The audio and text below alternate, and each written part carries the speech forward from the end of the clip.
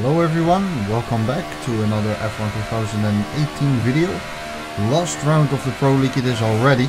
After the long season, we come into round 21, which is the final round of the season. Like I said, championship standings right there on the left hand side of your screen. So, well, championship of course already decided quite a long while ago.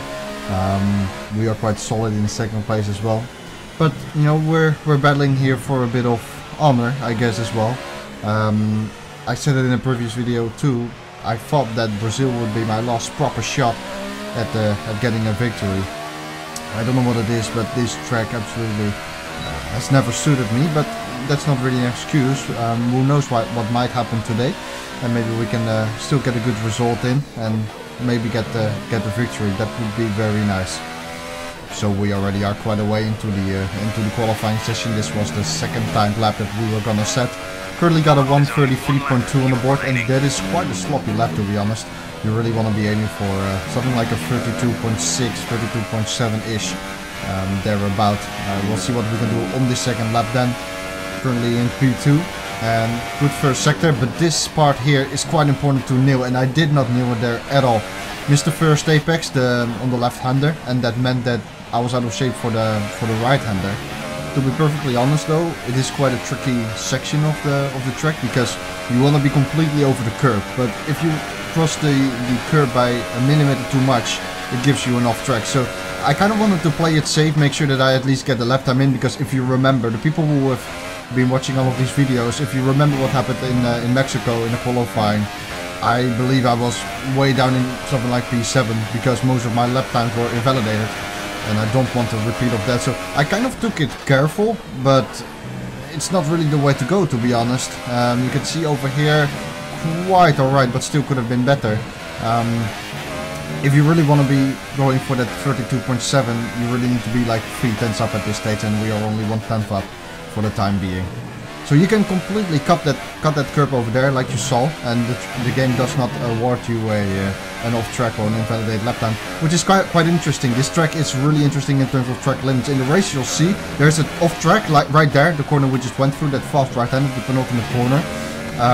You can easily pick up an invalidated lap time there, or a warning, while you don't exceed the track limit. So it's quite an interesting track. We still improve our lap time to a 133.0. Then we come to the final lap of the qualifying, and hopefully we can improve. Let's see. But again, it's a little bit of a weird track in terms of track limits. Sometimes when you are off track, you expect an off track, you don't get one, and sometimes when you aren't even off track, you suddenly get a warning for it. So it's a little bit weird, but whatever. You need to manage it. It's the same for everyone, isn't it? So final lap then. Here we are again, going into this section again, missing that curb, but going too much over that one. So then immediately you get a warning, and oh man, I was really disappointed with that, because I really thought that I could have gone a lot faster than that. But honestly, it's been quite a poor performance in qualifying anyway. Only getting a 133.0 really could have gone, well, much easier, faster than that. But you know, in the end, I didn't. What we did in the end was qualify thousandths of a second ahead of P3 Flores, so that's good at least. But all that with that 132.7, you know, that's exactly the time that we were aiming for, but we couldn't get it. Fair enough. With that, the start of the second sector, that left-right chicane, the first time I didn't really nail it, and then for the rest of the qualifying session, it gets in your head. So as soon as you approach that corner, you start to think, and that's exactly what you don't want to do. You need to go through that corner or throughout the lap without thinking, you know, but the moment you start thinking is usually the moment where it goes wrong, and that's a bit, I think, what happened. But still, it's P2. We still have got good chances here of perhaps fighting for a win, but we do need to do the best that we can, because Oliver was very well prepared for this race, and honestly, he was looking very sharp, very good. So here we are. That last round of the season is a go. Again, it's all about pride, all about honor. There's nothing anymore at stake in terms of championship position, at least not between Allet and ourselves. So, well, we're clean to race, and we know that Allet's racecraft is incredibly good. So maybe we can fight with him, have some good battles, make it exciting for you guys as well. This final round of the race, 55 laps, and of course, first sector already completed. No change of positions. Having said that, Gemso has overtaken Flores behind. They're battling. So that's good for Albert and I, because we can both pull away a little bit. Now I was hoping that our teammate would get into the mix as well. As always in the practice, our teammate had really good speed, good pace, especially towards the end of the stints. He had his tire management, his tire management was really good. So hopefully he's able to fight a little bit with us again. Currently he is not found in the top 4, so he's a little bit behind us. Has to do some work, but hopefully we can see him later on in this race. So immediately it's lap 1 out of 55, of course, and with the way the time management is a key factor in this game, and with the way you can manage your ERS, that kind of stuff, you are already into save mode a little bit. At least I was trying to follow Alec, of course, but you know, starting to think already as well about the first pit stop phase. It's 2 stop around this track, and you can choose whether you want to do hypersoft, ultra soft, or hypersoft, ultra soft, or even a variation to that. It's all about where you feel more comfortable with, because when you cannot keep the hypersofts in the good temperature window, you might want to go a compound harder, because they are much easier to manage in terms of temperature. So personally, I think that we're pretty good in terms of tire wear, tire management, tire temperature, that kind of stuff. We're pretty good at that. Having said that, I know that if you push, even if you push for 1 lap, you will struggle towards lap 5, laps 6-ish, thereabout. If you have been demanding too much from the tires, you won't notice it in the first 4 or 5 laps or so, but after that you will really notice it, and you will really drop pace. It was quite severe around this track. So again, I was really trying to stick with all it for the time being, not really able to, or not really wanting to go for an overtaking maneuver as of yet. Stick with him, see how the race unfolds, see whether we can keep our tire temperature within the right window, and have good pace while we keep it within the right window. But so far so good. We're skipping to lap 5. We're still within the RS range of Allard, which is good news. Gap to the car behind Flores is currently 3.2 seconds, so that's quite a massive gap already. And our teammate is not yet in 3rd place. I don't know where he is, to be honest, but I hope to see him quite soon, because 3.2 seconds is already quite a bit of a gap, and it seems like the rest of the race, or the remainder of the race, will be a battle between Alec and I, at least in terms of victory.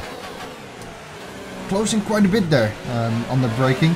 That was something that I kept noticing in the first couple of laps. Under braking for heavy braking zones, I was closing up massively to Alec, and I did not necessarily overshoot the next corner or something like that. It just seemed like I had more stopping power in the car. Like I really braked early, right there, for my standards, but still the gap to Alec was pretty similar to when we started braking.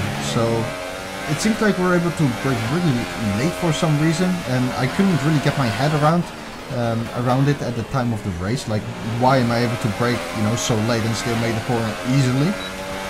Couldn't really understand it, as we skipped to lap 6, and we're quite keen on trying to make an overtaking maneuver perhaps right now. You see it here again, closing up slightly on Allard, and still able to make the apex just fine. I reckon I would have been able to brake maybe 10-20 meters later even, and still make that corner fine. So we know that is in our advantage. We need to use it to our advantage. And I remember thinking right now, lap 6 of the race, if Allard has been demanding too much from his tires, we will notice it now. So I thought that this was a good time of the race to start applying a little bit of pressure on him. And as we can see, our teammate is currently in P3, so let's keep an eye out on him as well. The gap before, I remember to follow, it was 3.2 seconds. I think our teammate is running in nobody's land at the moment, but the gap is, let's have a look, 4 seconds? Yeah, 4.1 seconds. There it is. So let's keep an eye out on that as well. Again though, lap 7 on the race, we have saved a little bit of fuel if I remember correctly. 0.3 spare in the tank, and we have got quite a bit of ERS as well. So this is I think a good time of the race, a good phase of the race to try to go for an overtaking maneuver and see what we can do, see whether we can play with a little bit with Allard, because you know, obviously we are getting quite close to the pit stop window, to the pit stop phase. So this is a good time in the race to strike, Let's see whether we can do it already. I know that I can brake late, so I have a look on the inside, but not able to make the move as of yet. Allard misses the apex though, and because of that we will have a good chance at making the overtake complete in the next corner. So here we are, second DRS zone of the track. Overtake maneuver already alongside him. Now we just need to outbrake him, which seems to be easy peasy lemon squeezy, and indeed it is. So making the move there for the lead of the race. And I remember thinking right now, you know, it's the final race of the season. There is nothing at stake in terms of championship position. I'm gonna drive slow as, you know what I was gonna say. I will drive slow as dog shite, and maybe we can have a freeway battle for the lead. So you can see our teammate is now 2.3 seconds behind.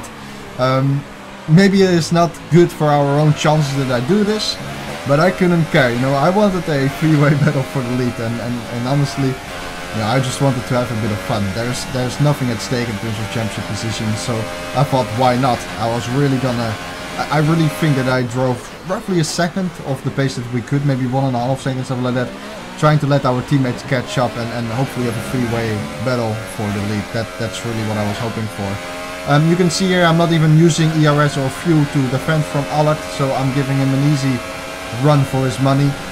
He goes back into the lead of the race, and the gap to our teammate is 1.5 seconds, so he's pretty much there again, and we have a freeway battle for the lead, which is good. Try to keep focus. Because my teammate, he is called Boris, by the way. Boris and I have got some kind of, well, I wouldn't really call it a, how would you call it? You cannot really call it a bet, but we somewhat have a bit of banter between each other that we still need to achieve a 1-2, you know, at some point, which is very tough, especially when Allard is racing. It's incredibly hard to finish first and second as a team.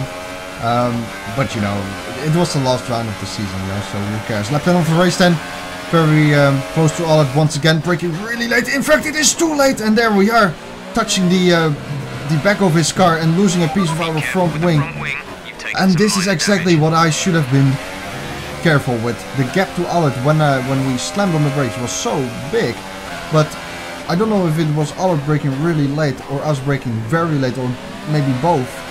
But we closed so quickly towards him. I did not expect it at all, and unfortunately we hit the gearbox of him, of the Ferrari. And immediately, do I pit? No, I don't. I stay out for the time being, but it is pit stop phase territory. So it seems like this race is again gone due to something extremely silly. Allard pits, and so will we, but remember, we will have to repair the front wing, so we will lose a bit more time. Coming to the pit lane then, our teammate stays out, but this was really a pain in the ass to have this. Really unfortunate, to be honest, and I think I'm throwing away any chance of fighting for a victory here. Very long pit stop then, 8.4 seconds, losing roughly another 5 seconds or so to Allard during that pit stop, and I knew at this time that the race victory was pretty much over, to be honest. If you remember Sochi, the same thing happened there. I think it was also with Allard, where we touched his gearbox, but that was in the first lap, and this time it was in lap 10 where we touched his gearbox, and it is really sloppy, and you know, there's no one else to blame, of course, other than myself. I noticed it during the first 10 laps already. I was like, hey, I can brake so much later than the car ahead of me. But coming into that corner, I really thought the gap was too massive to even get close to his gearbox. But in the end, I misjudged probably. Should have played it more safe, should have braked a bit more early. But you know, what can you say? It's once again a bit of a silly thing. This is a pattern, you know. It keeps repeating. It happened at Sochi where we touched Allard. If you remember the previous video, we drove against an AI car. We have now got this situation, and I'm sure there are numerous of other situations like that has happened over the course of the season. And of course, when it happens multiple times, you see a pattern. It can happen once, that's fine, but if there is a pattern, then there is something, how would you call it, that there is something structurally wrong, in my opinion, in your driving. You know, there's always some kind of misjudgment that I make, or not being sharp enough, or I don't know what it is. That's what I meant, by the way. You see that?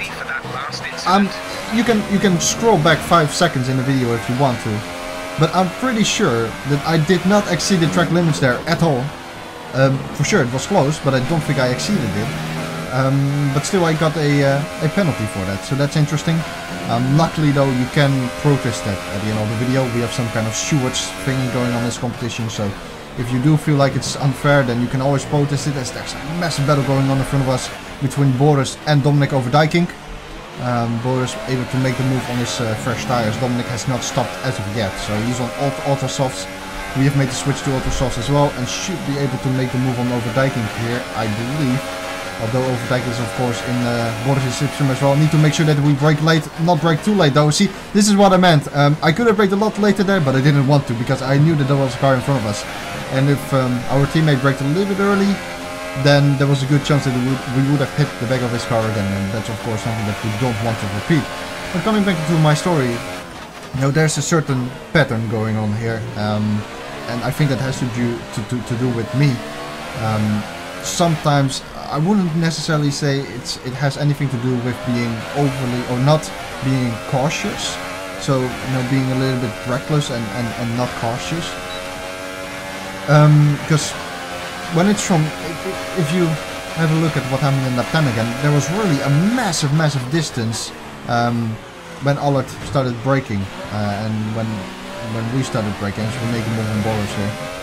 Again, I did not want to go for a move there, but for some reason Boris was, you know, I don't know what it is. There's something about the braking, we have more stopping power or something like that in our car. I'm not entirely sure what it is. Nonetheless, I think we have been rambling on about it for quite a long while already. There's a certain pattern with incidents like that, and I think it has to do with me, whether it is not being cautious enough or misjudging the situation. I don't know.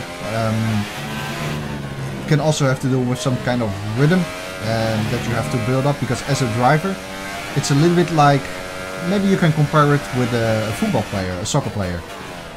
Someone who hasn't got a lot of games after his name.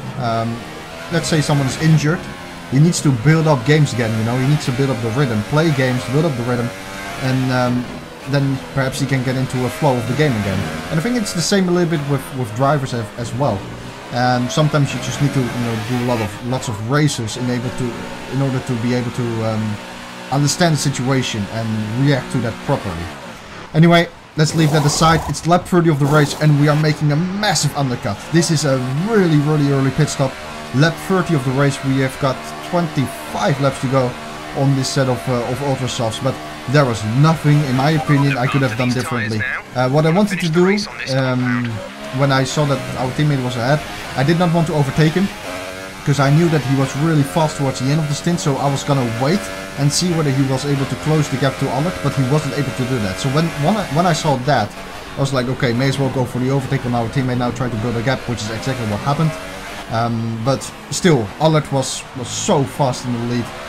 Whatever I tried, I could not really gain lap time on him. Maybe one lap I gained a tenth, but then the next lap I would lose 2 or 3 tenths. So that was really not, you know, I wasn't making any kind of progress. Let's put it like that. So it was lap 30 of the race. I was like, last race of the season. Why not? You know, why not try it? 25 laps is quite a stretch on these tires, but it's the best thing that we can do. Go for lap 30, and what we are doing right now is, of course, we put the ball in Allard's park. You know, we leave the ball in Allard's park. It's up to him now to decide whether he wants to respond or whether he wants to stay out. For me, what I was hoping was that he would stay out long enough, because I think lap 34 or something like that is the next planned pit stop. So we went something like 4 or 5 laps too early. But again, you know, there's no other option really if you want to go for a victory. I mean, for me it was all or nothing. Again, it's the last race of the season, so why not? So these laps were really important. If we want to have any shot at the victory here, we need to make sure that we clean these cars as soon as possible, which we do right there. We just cleaned Ian Bastijn. And now we have a bit of clean air in front of us. We need to consume all of the fuel. We need to make sure that we use all of our ERS. And I need to make sure that I try to get the best out of the car that I can. that I can get out of the car in order to make the undercut work. If I remember correctly, when we pitted, the gap to Alert was roughly 7.5, 7 seconds, something like that, if I'm not mistaken. So if we gain 2 seconds per lap and Alert pits this lap, then he still will come out with something like a second spare to us. So there is a slim chance that this works, but I would rather go down fighting than, you know, being a softie, if that makes any sense. I think there's a better word for it, but you know what I mean, right? You get the point. So definitely halfway across the race now then, and if you look on the minimap, we can see a red dot in the pit lane, so that's Alert. He does respond then, and the question is, will he be able to fit out in front of us? I honestly was expecting yes. He pitched 3 laps later than us. If we want to jump him, we need to make sure that we have been able to gain like 2.5 seconds, 2 seconds on average in the last couple of laps. Question is, have we been able to do that? Answer is no, but the gap definitely has shrunk a lot. But I knew at this stage, game over. It's 1.9 seconds, so in the end Alert still had something like a 2-second margin to us. And I was like, okay, lap 34 of the race. I know his tires are still a little bit cold, so, you know, let's push for another lap. I knew that I was screwing up my tire temperature at this stage. I did not care. You know, this is the last chance that we're gonna get. It is 1.9 seconds now. If you are within the DRS range, then there's a chance that you can stick with him, cool down the tires once you are within the DRS, and then maybe towards the end of the race you can attack again. But you know, it's a tough challenge, really tough. 1.6, gained another 3/10 in the middle sector. Is it enough? Not yet at all.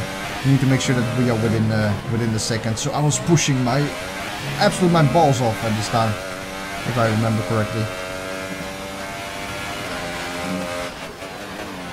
There's a danger with that though, because that's what I mean. You get another warning because you're trying to push a lot, and look at this. We're picking up all kinds of warnings right now. It's honestly a little bit sloppy, but again, all of my, you know, all of the morale that I had, or whatever you would call it, went out of the window in order to try to fight for a victory at least. But it's game over. It's still 1.6 seconds to Alert. Even shifting out the third gear in the first corner there, picking up another warning, so that's like 3 warnings within the space of 30 seconds. And here we go again, 1.5, and there's another penalty. So I knew at this point, like, okay, whatever you're doing now, it is silly, you know, you're making yourself look like a retard, like a fool. Stop doing it, you know. You also need to, you know, realize when it's time to give up, and of course, I think the time has come now. Simple as that. So you can see it here, I'm again charging my ERS a little bit here, going too low. Charging my fuel, going too low. I knew at this point there's no need for me at all to keep trying what I did there, because I was picking up a lot of warnings. I was still at like a 5/10 gap to us. You know, we have got the older tires. I think he has got the raw pace on us anyway on this track, so well, let's try to bring it home. But I know as well that there are right now a lot of penalties behind my name, so I started to look behind, of course, as well to our teammate. Capital is already 6.1 seconds in lap 45. It took for me a little while to bring the temperatures down a little bit again of the tires. You know, I really had to drive a little bit off the pace in order to cool down the tires a bit again, get some more grip, and have a little bit less, or yeah, give the car a bit more grip and make it less slide, or make it less slidey into the corners. That's not even the word, but whatever. You know what I mean again. But I noticed that the gap to the car behind was getting closer and closer, and I knew that I have a lot of penalties behind my name. So it's all about the amount of penalties that Boris has right now got. Boris is in 3rd place currently. It all depended on how many penalties he picked up during the race, whether we are still able to finish in 2nd. But you know, honestly, for me it makes no difference right now, 2nd or 3rd. I try to do the best that I can, because it's the final race of the season. As I said many times before, there's not really a lot at stake anymore, so why not try to give a bit of a show, if that makes any sense. But I really tried to do it, but honestly lap 10 of the race was where I gave it away, to be honest.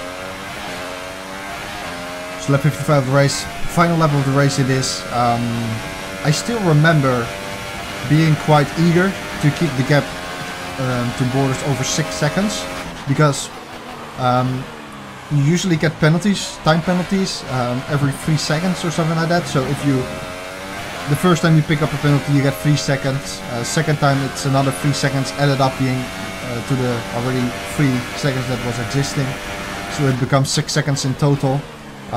So maybe, again, I did not know how many penalties Boris had at this stage. The cap to him is 6.1, so it might get very close here with penalties, it might not. Honestly, it doesn't matter, like I said before.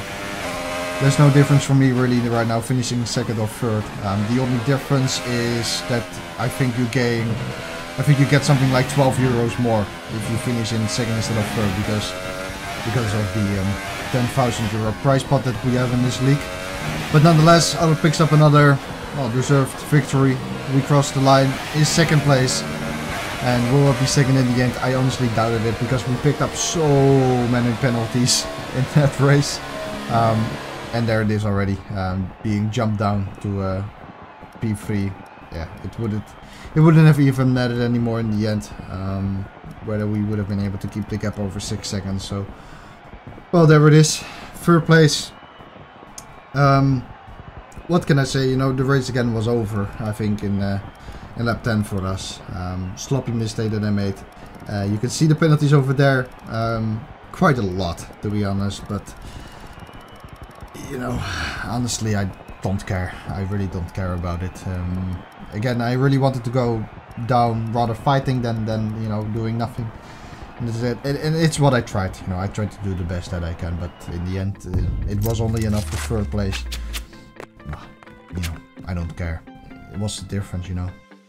So that was it then. Final race of the season. It was a long season. Started in something like March, something like that, and it has brought us all the way to November.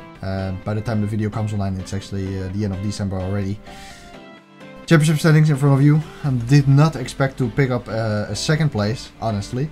Starting this championship, I did not care about the game at all, but at the time it was still F1 2017.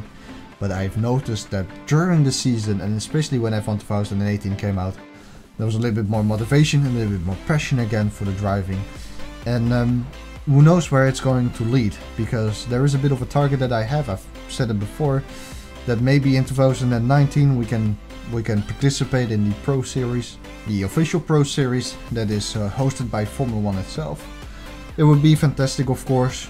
We'll see how that pans out. But this has brought the passion for racing back again a bit.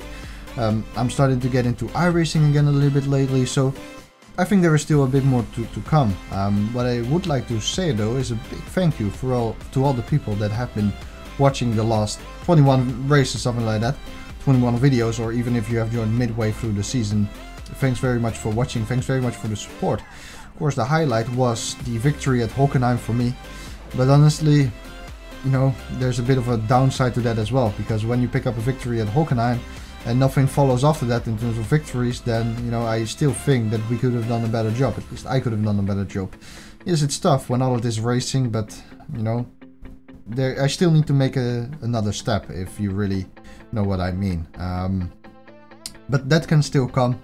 I've had a lot of fun racing in this league. I did not have any expectations at all starting this league, so finishing second is still quite good.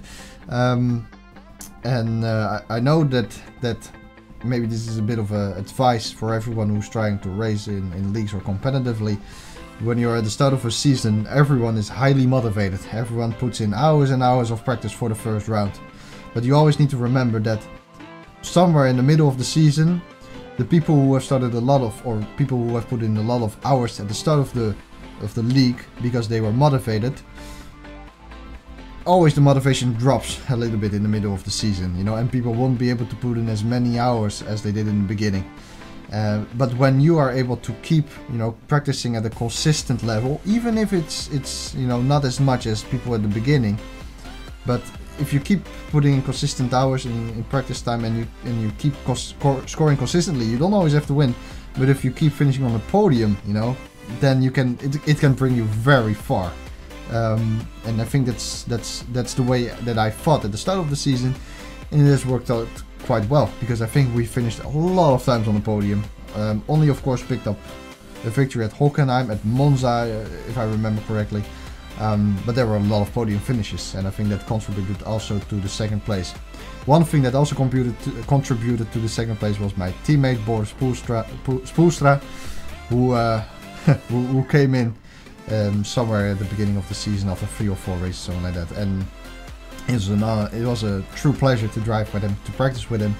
We have had a lot of fun, learned a lot, and of course deepest respect to the champion Alex van der Waal, because besides him being a pretty good guy, he's also pretty fast, you know. So, well, thanks also to the organizers of the competition, and a final thank you to you, of course, for watching. It has been a pleasure to make these videos, but it won't stop here, that's for sure. Like I said, I'm starting to get into iRacing again. I will be participating most likely in the R Factor 2 league that is called GPVWC.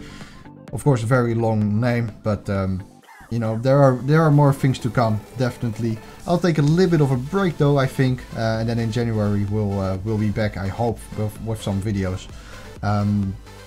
You know, if you have any suggestions what you would like to see, please do let me know, because that can be really useful for me and for the future of the channel. So a final thank you to you, of course. Thanks all for watching. If you have enjoyed this video, I would sincerely appreciate a like. I'm sorry about rambling on so much, but you know, there are a few thank yous always at the end of the season that need to be thrown out of the window. That's exactly what I did. So thanks again. If you have enjoyed this video, I would sincerely appreciate a like. It's pretty much it for me. Have a happy 2019. Stay safe and be healthy. Thanks all for watching, and goodbye.